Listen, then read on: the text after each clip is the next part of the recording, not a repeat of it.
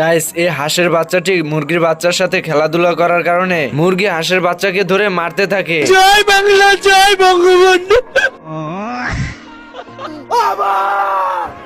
মাং মাং কোটাই গুন্দাই রে ঘুমের মাথালে উড়ে কয় বাবা গাঁজা খাবা। বলিস কি?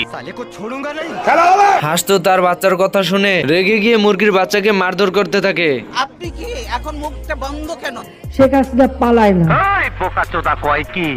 আচ্ছা, হাঁস আর মুরগির ঝগড়া দেখে মোরগ আসে থামানোর জন্য। তোমরা কয় ভাই বোন? আমরা 3 ভাই বোন। কে কে?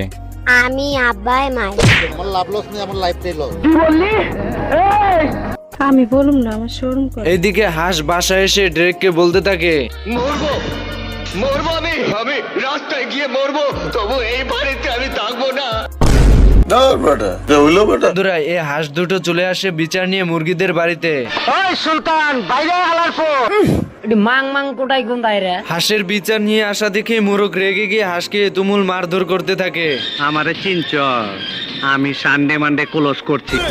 হাঁস তো মোরগকে একটি ঘুষি দিয়ে তার বউকে বলতে থাকে, জিম করি বাবা, জিম করি। হ্যাঁ, এবং 4-5 হতে আলানো আমার লেগা কোনো ব্যাপার না। এদিকে হাঁস আর মোরগের মারামারি দেখে পুরো হাঁসের দল এন্ড মুরগির দল একে অপরকে ডিম চুরাচুরি করতে থাকে। এত হট্টগোল দেখে মুরগি তার বাচ্চাকে নিরাপদ স্থানে রেখে দেয়। এসব দেখে হাঁস তার বাচ্চাকে ঘরের ভিতর বাটির নিচে লুকিয়ে রাখে।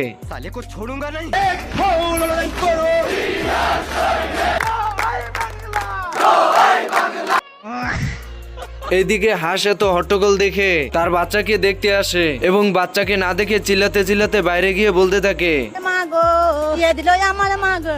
হাঁসের কান্না দেখে সবাই মারামারি বন্ধ করে দেয় এবং মোরগ আর হাঁস মিলে তাদের বাচ্চাকে খোঁজার জন্য রওনা হয়। এর ভিতরে তাদের বাচ্চাদেরকে দেখতে পায়। আর তোমাকে বিয়ে করতে চাই, তোমাকে লাভ করি।